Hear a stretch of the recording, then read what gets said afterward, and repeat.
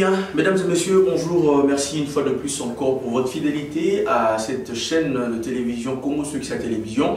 Et aujourd'hui spécialement, je reviens encore devant vous pour essayer de vous informer concernant l'actualité toujours musicale. Aujourd'hui dans cette émission Plateau des Excellents, je vais recevoir pour vous un artiste au nom de Paul Mwanda. C'est un artiste et musicien qui évolue en Afrique du Sud. C'est quelqu'un qui a eu à faire une carrière, c'est-à-dire une carrière solo. Et je pense que dans cette émission, on vient aussi pour chercher à découvrir ensemble avec vous une certaine nouvelle génération au Tamalelo. Et je pense que ça sera un plaisir que Bandego Batala partout va soutenir les jeunes au Bazoya na innovation, Bazoya pour le la paix relève, il y a artistes et musiciens et Bélo Toyeba to soutenir. Alors je pense que Lelo Tozanae en ligne, donc en même temps en même temps peu bien vous appeler à travers Maïle, il y a Maître Dona avec Congo Succès Télévision, Nakati Studio Nabiso Awa, donc on va essayer de le prendre par correspondance, mais entre temps vous allez suivre bien que vous avez au moins des TV dans des ans à TV, soit bien à TV et permettre de découvrir parce que c'est un jeune, parce que c'est Paul Mwanda. Alors je pense que cette émission fera énormément plaisir à Élisée Madiam qui nous suit depuis quelque part, sans oublier Mireille Kalala, maman nationale, je te salue aussi, place aux alliés, sans oublier Ban Afrique du Sud, Mobimba, Rudy ministre, Guicho, pourquoi pas, Jean-Luc Kabea, Docta, Kalala, Chris, Chibango, ma vidéo sur l'Afrique du Sud, et puis c'est dans mon théâtre. Alors, suivant cette très belle chanson, Oyo Lelo, et Sali Keto, Lukayeto, et Basso Bazanani, à Sali Bon Polanini, à travers cette émission, pour te redécouvrir. Suivant cette chanson, à tout de suite pour recevoir Paul Mwanda en direct de l'Afrique du Sud. Mwanda rend hommage à Rossi Chimanga Mukembe. Rossi Chimanga Pemana Kimia. Comme les soleils s'élèvent, Rossi s'est levé. Les soleils se couchent le soir. Voici Rossi Mukende Chimanga couché pour l'éternité. Le 25 février 2018 restera gravé dans nos mémoires. Adieu champion, le peuple gagne toujours. Elle est passée dans l'Usalem pour la montagne sur la Mokiliase. Rossi, que ton âme repose en paix. Rossi Chimanga, mon libre Pemana Kimia. Elle est passée dans l'Usalem pour la montagne sur la Mokiliase. Elle est passée dans l'Usalem pour la montagne sur la Mokiliase. Rossi, que ton âme repose en paix. Rossi Chimanga, mon libre Pemana Kimia. Yolelisi, Moka Mobima Rossi. Peuple congolais, Namawa. Famina yo kutu kolobate. Inconsolable, Chimanga. Nos cœurs de nos yeux, coup de la. Et pas yo qui pèse la bisombote. Nabaoyo bakupa pona ekolo. Aussi Chimanga. Pèse la nga général Mwanda. Mbote général Mamadou Ndala. Oyo akenda. Yvonne Mouswamba kenda. Nabaye nyonso bakenda. Pona ekolo. Les peuples gagnent toujours. Aussi Chimanga, que ton âme repose en paix. Olelisi Mboka Mobima. Pourquoi Nenge passé la l'Usalem pour la montagne sur la Mokiliase. Nenge passé la l'Usalem pour la montagne sur la Mokiliase. Rossi, que ton âme repose en paix. Rossi Chimanga, mon libre Pemana Kimia. Yolelisi mokili mobima Rossi. Afrika, Amerika, si abazolela yo. Chimanga, Europa bezolela. Océanie, Bosheka NP aleli Rossi. Mire Kalala, aleli yo.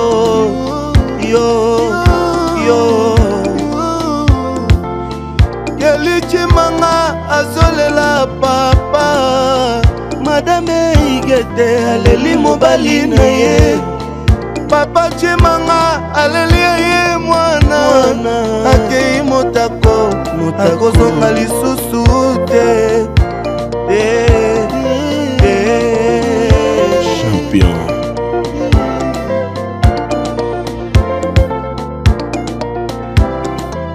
ndenge pasi na liwa esalema mpona moto nyonso na mokili ya se ndenge pasi na liwa esalema mpona moto nyonso na mokili ya se orosi ketona me reposa mpe rosi chimanga molimo epema na kimia.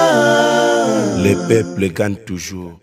Alors, mesdames et messieurs, de retour sur ces plateaux des excellents avec le prof de la presse. Je suis là et comme je viens de vous dire, je pense que cette très belle chanson a permis à plusieurs Congolais, Congolaises de découvrir qui est Paul Mwanda. Alors, ensemble avec vous, je vais me diriger vers ma télévision et c'est grâce à la magie, à la technique de Maître Dona, le biplace à Sugi Sarmakambo. Alors, Paul Mwanda, bonjour, bonsoir. Bonsoir. Boni, ça va? Ça va, calme. Tout le monde aura déjà donc artiste complet, place au Vandi, ça se voit. Santé Kitoko. Santé bien, bien. Non, Bissop, ça va. Alors, Paul, Lelo, tu dis que tu es au Lukao, donc équipe Nabiso Congo, ceux qui savent, tu es au Lukao. Poto Banana historique, qui est Paul Mwanda? Qui est Paul? Paul Mwanda, artiste et musicien congolais évoluant en Afrique du Sud. Ok. Compositeur, chanteur, Ah, ok. Alors, Paul, artiste et musicien congolais, a joué en Afrique du Sud. Mais avant comme en Afrique du Sud, je pense bien que Bandego Moussous Borzanapo Sabaye a plus d'exemples, plus de précisions sur carrière Nayo au Bandela qui aux amours à Kinshasa, aux amours à Congo. Dis-nous un peu, musique Nayo Bandego vers les années combien et c'était où précisément dans la commune Nipo et là, Moussous, c'est en Afrique du Sud, au Lukabaye, mais Kabumbalamoro, artiste en Afrique du Sud, compositeur, nani, chanteur. Alors, moi, Mokie, dis-nous un peu, Paul Abimeli dans la commune, Nini, Abandi, musique, qu'est-ce qui l'a motivé pour le lot, à comment on avait inspiration en tant que compositeur, en tant qu'artiste? Dis-nous un peu, histoire, moi, Moketoiba, qui est Paul Mwanda? Ah, ok, Njiloua. Ok. Paul Mwanda. Moi, j'ai la musique qui n'a pas l'église. À l'opéra, comme d'habitude. Les Nekozouagou, il y a la musique à Mokili, à travers les grands frères, il y a soliste et le grand frère, il y a papa qui n'a pas. Ah, ok. Il y a soliste, donc on est dans l'église, quand il y a papa qui n'a pas, il y a baba, il y a c'est Bayeki, le comique est dans la grand frère, il y a soliste. Sur la commune, on a composé Azuka, mon niveau, aux amours moqués, aux autres comme Banzemo. Ah, ok. Banzemo, on a qui n'a pas né, Balande 1000. Balande 1000, on a un moment moqué. Et là, ils sont venus, on a eu un massa, on a un orchestre, on a un orchestre, on a Kimi. On a un orchestre, on a Kimi. Si, et comme la table, on a un autre orchestre, moi, il y a un Simanabiso. Il y a la Mouché, peut être un an après le site. C'est-à-dire que on a un orchestre na bango. On appelle ça ici orchestre na bien na biso pas na bio wana na moi muke. On a fait orchestre bon na juju ba masa li passe na ngate a lobete na la drum. Ba masa musupe na juju ba masa mo ari ba comme DJ. OK. Aza DJ siko ya Chetemba. Ah, OK. Na ça c'est ba masa na mo yemba te komita mo boye. Ba masa ba yebi na pas biko le brin. Biko le vrai temps biko le vrai le BCDG na kipe mo amuke to ma menina na kibomo nana na kibo masa mo weekend na lufa na quartier animateur na dia ya to ketese na kibomo na koma na mo assistir mo kubanga ya kubanga pesa kuuza bokesa babala mamo na kipa biko le vrai na mo assistir mo kubanga na kende li soute vis-à-vis na parler bandoli ngate bandoli ngano chic. Après ça, test on a combien on a Kima na. Oh. Les test na Kima na test le temps na Kana bomwana émission susu musique ngo. Pardon. Kana bomwana émission musique ngo lisusu. Tant on commet pas Biko les bras. Kibumwana ka ota la ponga papa zali soda papa nanga zali général. Ah ok. Général Mwanda vele la bana njili nyonso bayebi. Bayebi pana biso ino référence ye na njili tuna na ke pas général Mwanda. Ah ok. Nyonso bayebi. Zali papa zali na mwa rivière aligné été. Après tamo bonaye que l'orchestre nous va bien là sonora vibrao. Sonora vibrao to bana bali fréquence star na sonora vibrao to betu fréquence star normalement. Si en 2010, tu es sur Fréquence Star, après Fréquence Star, en 2010, la bandit copie à côté de la Banzemo. Ah, ok. Banzemo, on a fait pas Choulai, on a fait que Choulai dans la longueur, on a fait Lola, on a fait que Zemo à Claudia. Ah, ok. Moi, Choulai, on a aimé à Claudia. Mais qui n'est pas Bill, on a côté un autre, mais pas Bill. Je n'ai pas 4 candidats, il n'y a pas comme ministère, chanteur qui parle, porte-parole, secrétaire à Bill Clinton, à Méminga, on a quitté que la Bill Zemo. Et la question na yembi na radio ville pas Zembo donc Zembo wa love moi bila ema na faire. OK. Wa love moi o bila ema na faire. OK donc on a featuring on a Bill na faire. Love ya Shula Zembo love moi. Ouais. Na tu Bill Zembo. Si na bi featuring ya faire gola na Bill Clinton. Love moi. Ouais. Zembo ana. Oui Bill Zembo ana. Si je connais. Basala clip na zama barange OK. Na technique on attend que n'est pas Shula tellement na embara bien jouer en gros. Shula a pas de studio à data. C'est moi na bien na liso a esina na na nze mono mena ko sa yuza na mouvement là. Bien la kenda qui pas Shula na bosser après la 2011 puis qui tourne à data na Saint-Thérèse. Bien la kato na isina bi ah faut ya ça tester. OK. Puis tellement que ça fait là c'est accompagner que nous connaissons moyo. Tout ça la tête na dasumo yolo ka la tête en plein air na kota bras Congo na yemite donc en 2011 tout ça n'a parlé. OK. À part ça on a des pères quoi comme à un moment on a bien que moi c'est refait quoi sur maman en tout cas na kenda ina après ina na comme ko évoluer kana na ba master na ba pas chula imo ba master c'est 5 ans en Afrique à part ça Afrique c'est la bande ko carré solo. Ah ok. Alors on combien Afrique du Sud vers les années combien 2000 combien 2012 13.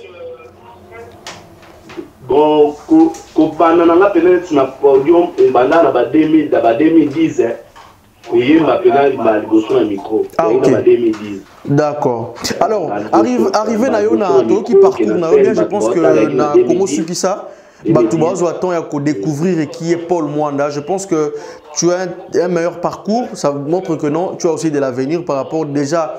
Il y a un titre au PESA, donc tout le monde quand même par référence. Banze Mondeti au PESA Babil, au PESA Lola. En tout cas, félicitations pour ça. Et je pense que dans cette émission, on est plus dans l'esprit de découvrir l'artiste Paul Mwanda et aussi en tant que jeune, en tant que Congolais, il faut tout le peu soutenir pour que les bossos. Alors Paul Mwanda, les lotis toyé Kolukayo toujours dans le cadre qu'on découvrir yo. Et quand tu es arrivé en Afrique du Sud, dis-nous, c'était toujours quand dans le cadre il y a musique, tout cas des article 15, moi on dans ce Luka. Dis-nous comment, il y a qui dans le cadre de la promotion, dans le cadre de nini, comment tu évolues ici là-bas? Bon, on a qui Afrique du Sud en 2014. Na yako ya Afrique du Sud. Donc na ya Afrique du Sud, na ya ki na landa FBI. FBI denia mazai ministère ya Kiltira. Donc à certains mouvement mon nanga ki nwana achenga pe chef d'orchestre. Et c'est ngana lande pour na mambo studio. Donc na yawa webika lembo kangweza la ke na combien et salende timoto yo kana bien que ndena banda na lansaki na carrière solo. Quand les artistes toi za ko fana ka bo été dans la mboka mpaya fois luka abeta ma porte ata la ndenge européenne. D'accord. Merci beaucoup. Donc si on a toujours une question là, c'est juste toujours dans le cadre de parcours pour essayer de faire comprendre la bande de Gobota la mission partout dans le monde que voilà l'artiste Oyaza Liboso na la télévision au monde c'est quelqu'un au parcours là donc c'est quelqu'un on doit vraiment encourager, il faut tout soutenir. Et aujourd'hui, il vit en Afrique du Sud, mais assez limité. On a été pour dire qu'il peut encore faire mieux, il peut encore évoluer. Si on est dans les États-Unis, au Canada, donc ça, et on sera toujours le coup mou, il y a RDC. Alors, Paul, dis-nous le lot, ce qui fait encore plus de Lukayo, après qu'on ait la carrière, après qu'on ait l'explication sur Pessibiso concernant ta carrière, Yepsabiso, moi j'étais dans une temps pour découvrir Rio, dans Nzembo Oyo, où ça là. mwana mboka Rossi Mukendi. O lelo bisino suna Congo to yebike akufa likolo ya mboka o ti lelo même goûte bemene goûte beta sous les soloté. Mais dis-nous un peu, qu'est-ce qui t'a motivé ou bien le passe pour bon ça fait occasion à profiter dans tous ans de quoi Rossi to. Donc dis-nous un peu, qu'est-ce qui t'a motivé au c'est la Rossi non dire mon concept d'un produit et beta matin tout va te barater yo moto yemela dire mon Rossi. Bon, dans ça là bon en tant que non congolais. Ouais. Congolais moko pe alingaka ke mboka na ye soki Congolais libanda ke mboka ne bato ba souffrir bato ba kufa. Donc na sala to eba na Rossi te naza ni membre ya famille na ye na tant qu'artiste na talaki ke après ça kotala babilo tout bala faire au Rossi ba do sala ninga do bundela mboka na talaki en tant qu'artiste congolais pourquoi pas tous à la carte mettre de ma personne mbongo yembeli kingani mo personne mbongo Mireille Kala mo international personne mbongo yembeli lize madiamte na tala pe ke Rossi Chimanga azape congolais o ando bundela mboka de ngomona saila kenze mwana na souci ya mboka nanga na souci vraiment ya mboka nanga o na linga mboka nanga mingi na pe combattante na sala nze mwana do eza souci kotala bande kona biso nde ba kufa na Congo na limite atayo la Suzana nde bande ko ba kufa ata ba bande ko famille na yo te ki o sepela pour lobi pe ko zande ko famille na yo to souhaiter te mais eza makambo mokili na taleka akufi ezala so yimi artiste milita kufi ba mise to kembango ndemba hommage so kingani mo kufi mbango mais ce qu'on a taleka Rossi Mukendi nana ko yembela e pour souvent biso na Congo to zara na aspect moko boye so yi mutu moko akinesi opposant à Koufi, Batubanga oyembele ko a oyebika ndenge moko na zwaki mbongo na ngamo na studio na yembele na futi so mbongo ba réalisateur na sali clip na zwani aide ya famille Rossi ni aide ya mutu congolais moko na saki on na babulu na ngamoko les aipena oyebika batu ba okufa et ça la pena bien te na patange congolais on a mona qui na cela donc na immortaliser Rossi Chimanga Mukendi quoi ya ngwana. Alors dans ce tour bagio on a mona carte introduction na o woli ko boza combattante woli ko boza ba artiste c'est comme si tu condamnes quelques artistes ou bien ozo le ba message moko indirectement par rapport peut-être à l'artiste ou bazara muke baké go bazoni en tant qu'artiste tu veux défendre quoi en fait? Bon, na condamné artiste moroté, na naza artiste donc naza donc où ça c'est le début, il y a début à carrière nanga, on a bandi. Na condamné artiste moroté, mais ça c'est leur vision na tala ke mawa, biso tout mité me kokanate, biso tout la vision kokanate. Na posana bima, naza na posa de nous soit producteur pour le tout on a travaillé toujours na ba médecin. Donc on a un artiste monté et ça que au talinde comme au Congolais Koufi ba l'axi ba maramna au tali inspiré ba Congolais de tout ça après bende o ba bossa na et pour ça que ba bossa na été faut na immortaliser na nzembo mo boko les seuls loko o ekoko sala ke ba bossa na mutu te za la kanzembo nzembo ekotikala ti mokile ekufa to yango na mona ke ate faut na immortaliser oui, na condamné artiste moroté. Na linga ba artiste nyonso ya Congo, mutu na vision na ye. Ngape na vision te ke osala ka nzembo mutu akufu selende matanga mo kino selende mote. Ya bongo te mais pona motu manga. Ça kufi lisusu na sala ba. Au mona ba ba yoka aussi au mona ba ba lo ba yembela ki aussi. Vous avez besoin de moi auto kufa. Bon, Paul yemba lisusu ke boko na baspe wana boko na musique ba matanga te zabo mote omoni ninga boye to tala ki image ya mwana mo babomaki nani ezaki na Côte d'Ivoire omona vie eza son nzamba lobi atombola yo boza place mo bwa 1000 personnes mais omona kombono etangama ne to mona ba artiste ebele na Congo ba talenté baza ebele na Congo mais omona ke ayembaka danger mais bokete se place mo mutu mo oyo yeba ke ayebo yemba te me bazuye ezaka mambo étoile bato bakufa ebele mais tomona petion akufa na Côte d'Ivoire Bouba tala ndenge balelaki mais toloba te ki kaka Bouba ndakufaki na ndenge akufelaki wana yana bande ebele na monde bakufa mpe na ndenge Bouba akufi mais oyo Bouba balelaki na ndenge wana donc ndolobaki nzambe ye mo ayebaka ndenge asalaka vie ya mutu na mutu aka na étoile na ye kwa yana nango te nanga artiste matanga te mais ezalaka mutu na mutu aka na étoile na ye. Non mais c'est une parenthèse. Liboso na yembela mutu akufi na makambo ya mboka. D'accord. Alors, tout le monde est d'accord aussi. Tout le monde est autour parce que on a dit mambo, aujourd'hui temps ko yembela aussi parce qu'il paie à son âme. Mais après on a la fin de ce bouquet, la monde na maître Donald Sengoboso. Là qui bien pour la monde maître Donald, une très belle chanson que je te félicite d'ailleurs.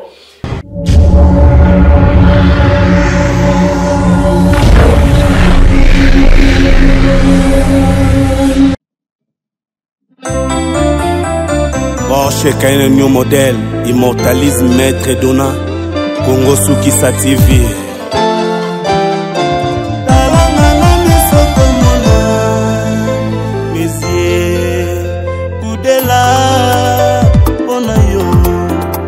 Maître Dona, papa na Nadège, papa na roi David, papa na trésor, papa na Gra, Obala Libala, Maître Dona Boinga. Jani Angangu Playboy, bourgeois Onassis. Soki oyokenga nawe kolela ngai te, boyo moto, olukili wana ngai ye, boyo moto, nde obomi ngai ye, boyo moto, otiwenga. Julien Chikaye, Nana Chinguta. Ilanga tolo nanga na yo na pasi, ekomi na rekote yoke na yo. Yotikeli banani basimeteri, yotikeli banani, yotikeli banani Maître Dona, yotikeli banani. Liliane Tumba Bimasha, Silver Mwanda. Ngababenganga mweni mambwe ngaye, unazomona nde makambo na loveno. Ngababenganga mapasi ngaye, unamona nde mapasi na loveno. Yeah, bolingo Maître Dona lolangwe. Yeah, bolingo Maître Dona lolangwe. Décision nini yo selingai, motema nini yo kangelinga Maître Dona.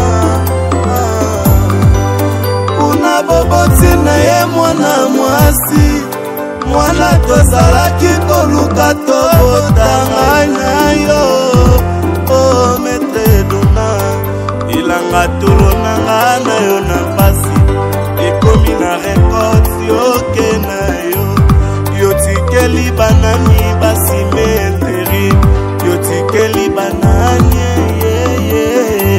yotikeli banani.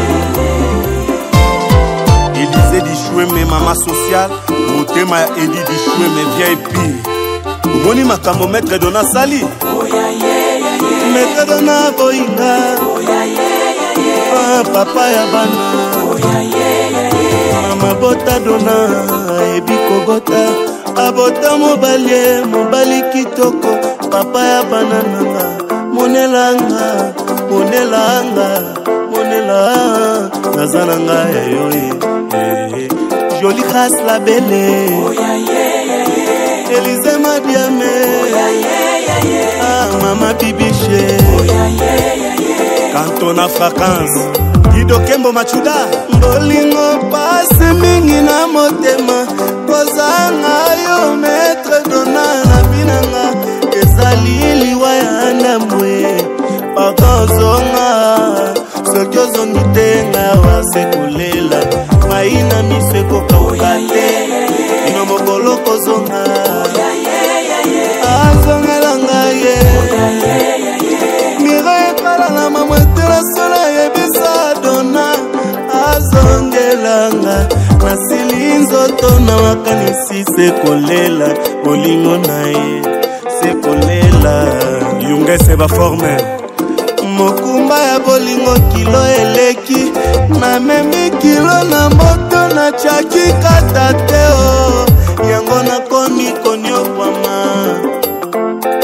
kozwa baprouve na Kinshasa oyo ozangi moto ya kotuna ta conseil soki otuni kose bakomi otonga yo nani okotuna toli apesa yo Kinshasa oyo makambo ebele ive malu makambo ebele chasa makambo azikomera oyaye mobali asara oyaye mukeni ande mfumukoy boxi mwanda Jean-Pierre Kibesi depana mananga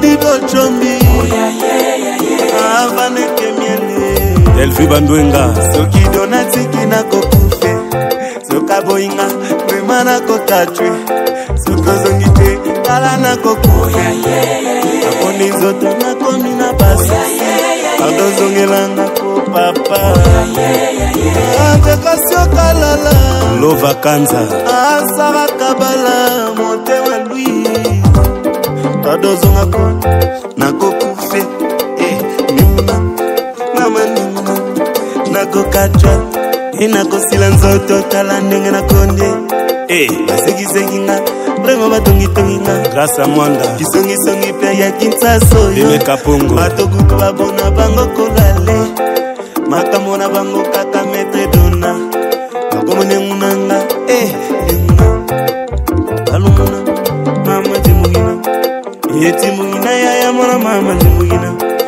banzoto mosusu kosimbaza kebana yale timugina mama timugina.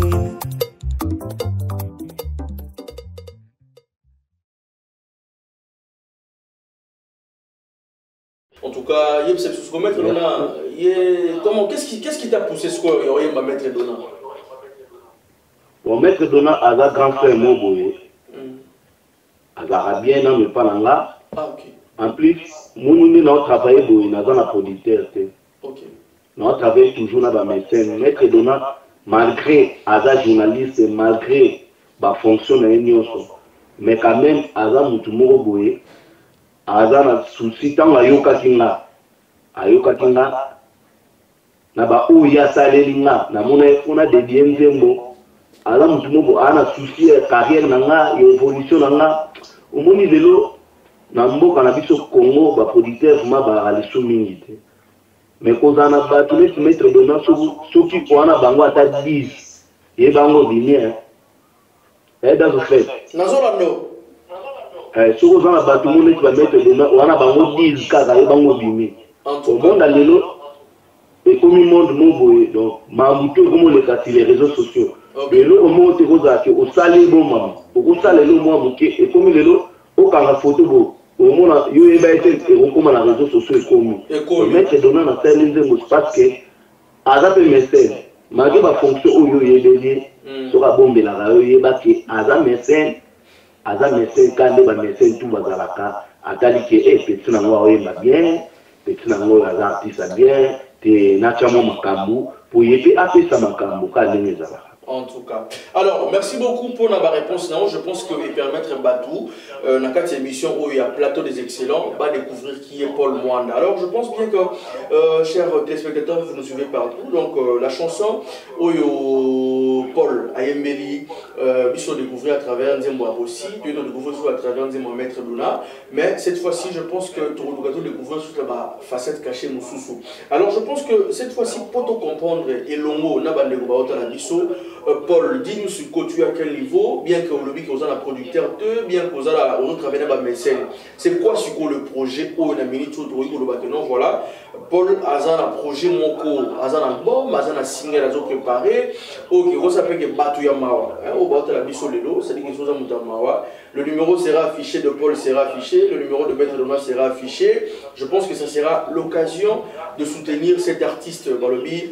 La génération, des années, il y a une génération Luambo, génération Oui, ils ont continué, mais cette fois-ci c'est la jeunesse. Je pense que Bisso en tant que peu jeune, il faut te soutenir Banderona Bisso. Alors Paul, dis-nous si vous pouvez Oza en plein projet à single, album ou comment? Bon, on avait un projet album. Ok, comme un titre.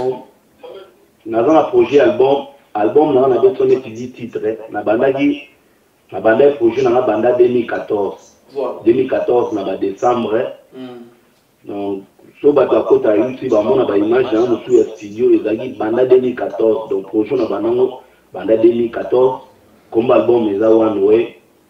Mais kaka mambonga musique esenga moi soutien bato o bako chaper makambo pour évoluer. Mais pour le présent on travaille kana ba médecin na ba nzembo na so na 5 chansons na studio au nom bato azuite. OK. Mais na za na 5 chansons au bato bazui. Mais 5 chansons dans bateau à 8 heures, bien, dans le qui ont vraiment bateau. Oh, bah, on soutenir. Donc, vous savez, il faut comprendre bien, il y a déjà 10 chansons où ils ont prévu bon album. Mais 5 chansons déjà, bateau à 8, où bateau à soutenir, mais il y a 5 chansons où ils ont bateau à 8. Donc, je pense qu'ils ont appel au Paul à lancer. C'est-à-dire que Paul, il y a donc à lancer appel Moko, parce qu'il y a 5 chansons. Je pense que aux en apôtres Baye Mao, Baye Melo Musique à Kitoko. Je pense que le numéro il a affiché. Paul Nyosuzana pour contact pour essayer de le soutenir. Alors Paul, ce dont on comprend bien, donc Bilo aux en moto. Et Beninanti. Yes, Bilo dans Naolamba. Bien bon Naolamba. Ok. Naibike. Nasi na zoa ki batu ou nasi na zume si maître dona azana nzembo. Yves Malou, Djibol Mbala. Nazape na mwa batu musupe na yembeli. Mais 5 chansons itikali ezapeka dona olu ki na batu dona olamba. Na olamba moni na esi na oto biso ke na banda projet banda 2014. Ozomona ke na 2018 maître dona bini. Donc il nous bake mututu a olingana sa nzembo roza décidé na si ba otala moi idée nanga à partir de nzembo maître dona. Moi, je suis un peu Yves Malou Vandano, et après déjà clip, non, déjà les Kaleka. Je suis un peu Jean-Pierre qui baisse de Panama, l'homme puissant, papa social, Jean-Pierre qui baisse de Panama, il y a déjà les Kanakin, donc Barosa a décidé.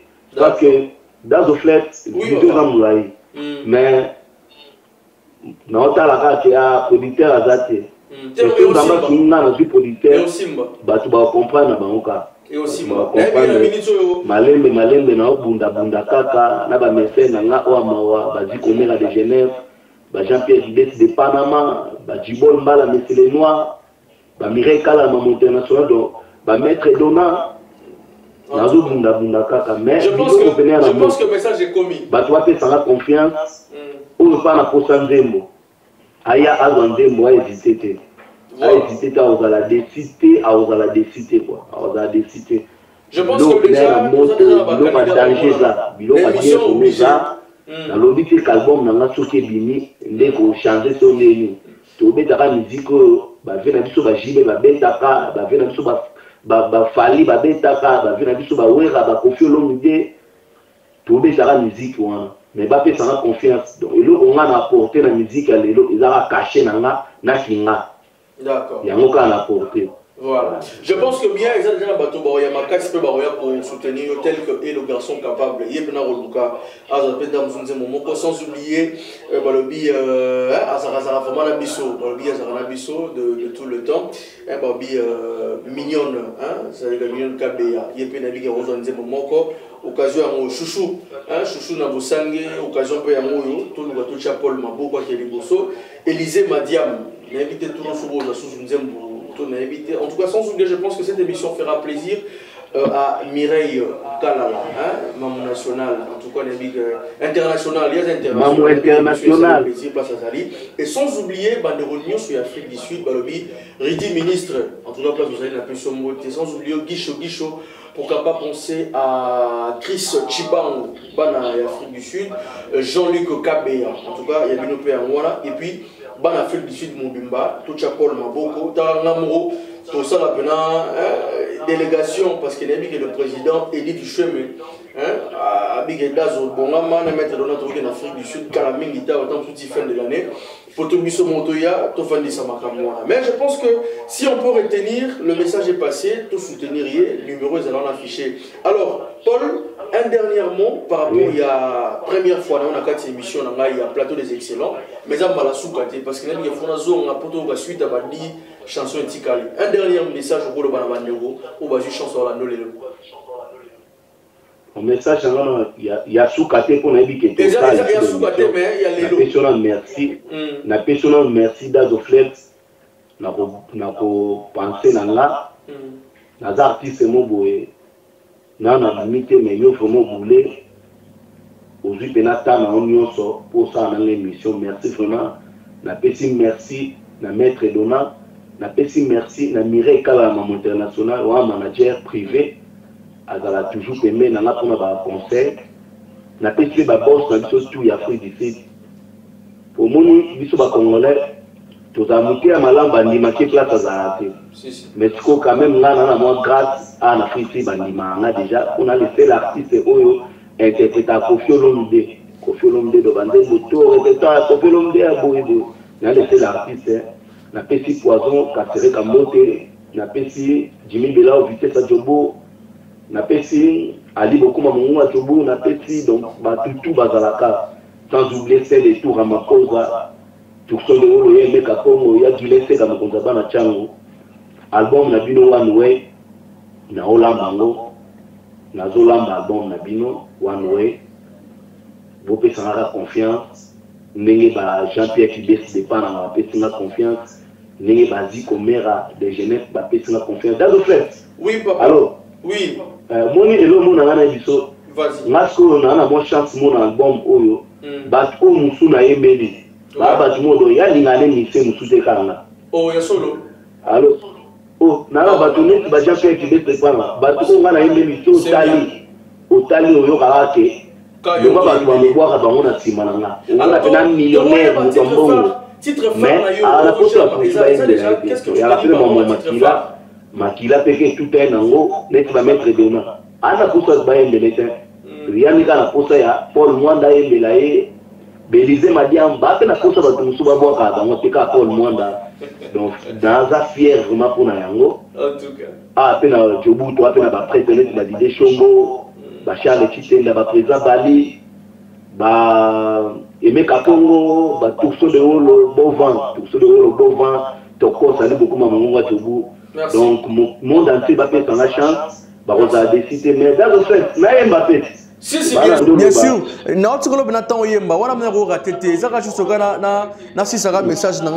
Alors, est-ce que Nakatia Dinze Moana, vous avez un titre phare déjà Oyo, Otoro retenir le lot déjà pour la promotion, Ogo Benabatu. Titre phare, Ezanine, Otoro retenir. Bon, d'abord, la finale Mondemba, on a aimé mettre Dona. Ok. Donc, pour le moment, on a lancé deux titres mots. Deux titres où on a la co-promotion sur quoi. Ah, ok. Vanda Nayo, on a aimé Yves Malou. Na Tikal Mondemba. Na zona titre mots pour les gars, ça. Ah, ok. Toyo Kamona, photo yo Kasila. Jean-Pierre Kibesi. Toyo Santir Gazayo. Non, mais quand même, express parce qu'on a trois titres, on a un mot Batubayo Kapena pour le moment. Ah, ok. Toyo Kamona. On a caméraman d'express. Toyo Kamona, Toyo Kamona, Toyo Kamona, Toyo Kamona, voix sec. On a eu mes amis de Dona. Talanga na miso komona mes yeux kudela pona yo maître Dona papa na grâce papa na roi David papa na trésor mobala libala maître Dona boyinga soki oyo kinga na wekolela ngai te pour moto olukili wana ngaye poyo moto nebomi ngaye poyo moto otiwenga Dona boyinga oya ye bebe na ngaye mama bota Dona ebiko bota abota mobali kitoko papa ya banananga mondelanga babi wana endi mettre Dona Vanda no, jamolingaki, na souffri, ive maloué, na mona pasi, bato nyonso basali molongo bazolanda suka la mafuta nzoe nyonso kaka po amoni yo nanga babi wana ya Yves Malou tozana Jean-Pierre Kibese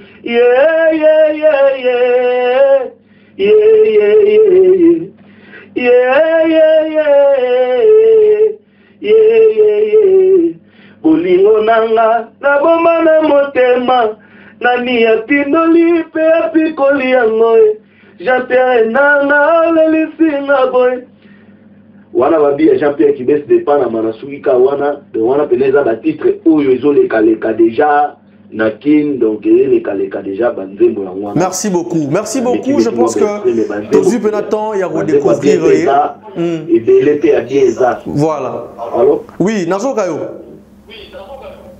Banzembo za ebele. Donc on a aimé ça au bas déjà ba zu. Et les Kaleka na mo ba tezi na Nakin, ya mo monique.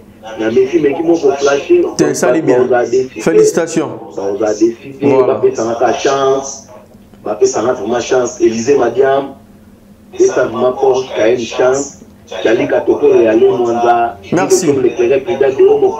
Merci. Je te dis qu'il a Francis Tikala, donc on a fait la moi, bah que délai, on a poto au fait, bah on a souci là, bah je t'appelle quoi. Donc, merci beaucoup. Merci.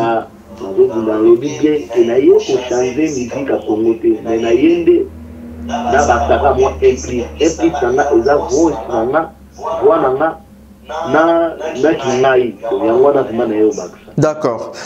Merci beaucoup. Je pense qu'on a découvert l'artiste, on a découvert Yebisonio So, donc et ça dit que tout encourager, tout tchèma beaucoup à Keneli Bosso. Merci pour au temps. Hein. Merci vraiment beaucoup Paul pour nous au temps.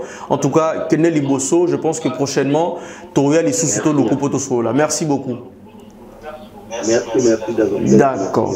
Merci, nous sommes arrivés à la fin de notre émission. Je pense que cette émission a permis à tout le monde de comprendre qui est Paul. Je pense que Toki Mbala Liboso, mais Torio Lissousou, prochain jour pour toi, comment l'artiste a continué dans Moussala pour t'encourager pour Akene Liboso. Merci infiniment à l'équipe de Congo Succès Télévision avec Maître Dona. Merci infiniment Walobi, le garçon capable. Merci pour ta présence, Walobi. Papa Namar Keden. Nous saluons la présence aussi spécialement Walobi de Yves El Padre, aimé chinois noir. Sans oublier l'artiste Michael Ladichesse. Merci pour aussi ta présence pour capable penser balobi na bananion sur ya Belgique au bazar na biso en tout cas au bureau na Belgique to pe sur Bambo Théâtre. Merci pour la fidélité et pour la confiance pour Pessibiso. Restez toujours connectés sur cette chaîne Congo Sukisa Télévision. Place de Sukisa Makambu avec le prof de la presse balobi Dazoflex biso to sala kamusala. Babi toujours une idéologie à Tilikolo. Toujours mata, tout continuer comme mata parce que tout l'équipe plus éviter sa fusée. Au revoir.